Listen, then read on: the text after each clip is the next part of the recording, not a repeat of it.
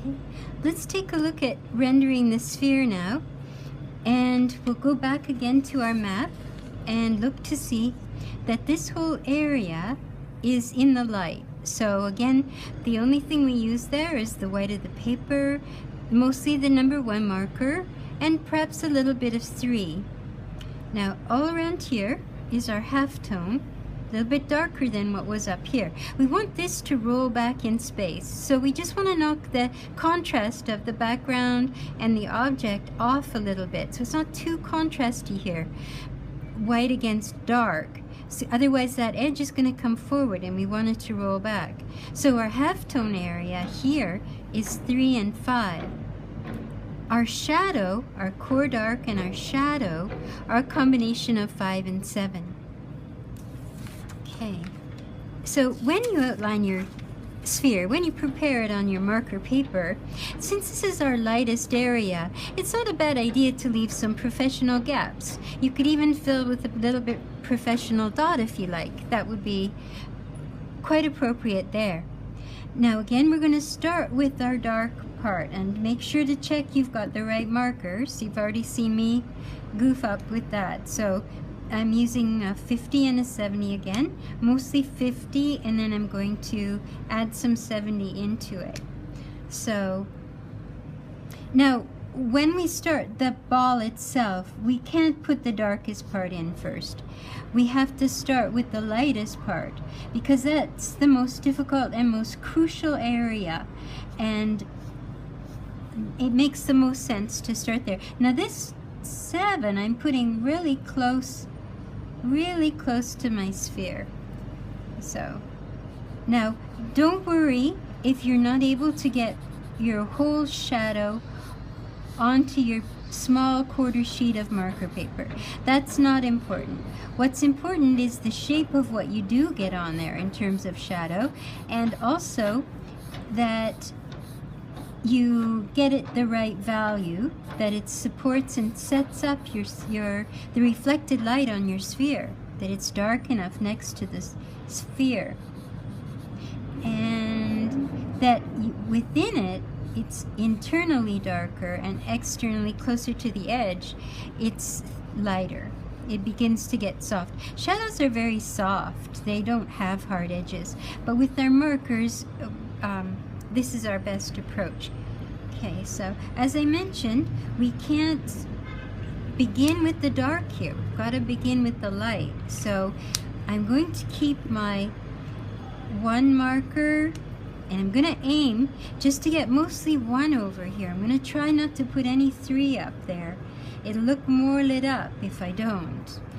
And our 5. And you have to be careful not to introduce that 5 until you're good and ready. So again, I'm going to try and find just the best position for me, the best place. Okay, I'm going to start here, and I'm going to start by rolling this around. Now, even though this is a very pale marker, it's going to get darker the more I work it. So my objective is to work it as little as I possibly can and begin to make this circle. You can actually swing your marker in, make a little swoosh here. That doesn't look half bad if you can get just the right shape, you can swoosh. See, when the marker's very light, it's very forgiving. And your hand will have a natural inclination, and that's what you should use. I should also be trying to make this large enough to give me room for my shadow. If I don't, then I won't be able to fit all the values that I need to get in there. So I'm going to just try a little bit, get it a little bit larger, and I'm really making sure this paper is wet before I start introducing the darker values. So now I'm ready for the 3, and this is still very wet, so I won't be able to do much with it. But I'm going to try and go really close to the edge, because 3 is still pretty light for a shadow value. We really want to distinguish between what's in the light and what's in the shadow. I'm just going to let that rest a bit, and you'll get used to how to leave it so that it gets a little bit of rest before you start going in there with anything darker. And I've also got to get my number 7 marker ready. So this is another thing you're just learning how to do as you do it. When to introduce this next darkest marker. And that just takes a little bit of practice. So don't be afraid if you have to sacrifice a little bit of marker paper to get this. This is our most difficult shape, so the rest are a little bit easier. Now, I think I might take my 30% and just soften this a little bit. I don't like the way that looks, but I wouldn't go with my 50 to soften my 50. You go with your 30 to soften your 50, and your 10 to soften your 30. So you always drop back to the one that's just before it. So I'm using a little bit of 10 just to soften this up a little bit. Now this is looking a little unexpected. I wasn't expecting it to look like this, but that's okay. You just go with it, and you've got a principle to follow.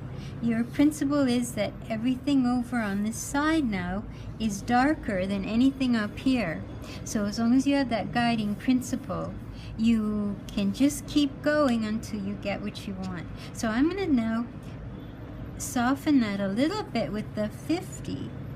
So I'd like to just get it a little darker here. I've got it, it's just enough to knock that back a little bit. And I think that's okay. It's a little like, this would be nice if it were a little higher, but if I mess with it now, it's going to be a problem. So my last hope is putting in the dark color in the background, and that usually makes a big difference. I know that several of you asked in class whether you had to do that. I don't know that you have to do it, but I think it's important to do it because it just helps to set it up. So I've got one of these markers I can use. So I think it's a good idea to decide where you're going to put your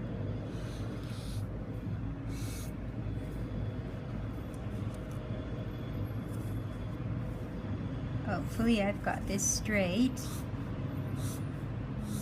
You'll forgive me if I don't. I can't get too close to this because my big fat head gets in the way, but so I'm kind of looking at an odd angle at it.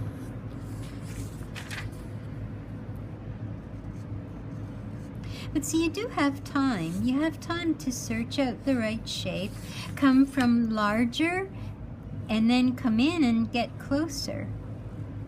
And I got my white pencil. I've got those things in my back pocket, so I can maybe fix something up that's a little bit of a problem later on. But best in this case to follow the shape of the form that I'm working on and go from there. Don't want to do too much fussing. If you do, you'll regret it. It's better just to come from outside, get closer and closer and closer, and once you've done that, then just sort of finish off in a casual way. And there's a tendency to want to just get it over with, but try not to do that. Try to think about shapes and what are pleasing shapes to finish off with. Okay, now I think I'd like my cast shadow to be a little bit darker, so I'm going to go in and just put some accents. That I wasn't expecting the background to be so dark. This marker is drawing out a little bit, this 7, so that I think sets it up a little bit, and I can use my white pencil to soften this. You don't want to use a lot of white pencil because it can look like exactly what it is, a mistake that's been corrected, but this helps to soften the edge a little bit too, so it's not a bad choice.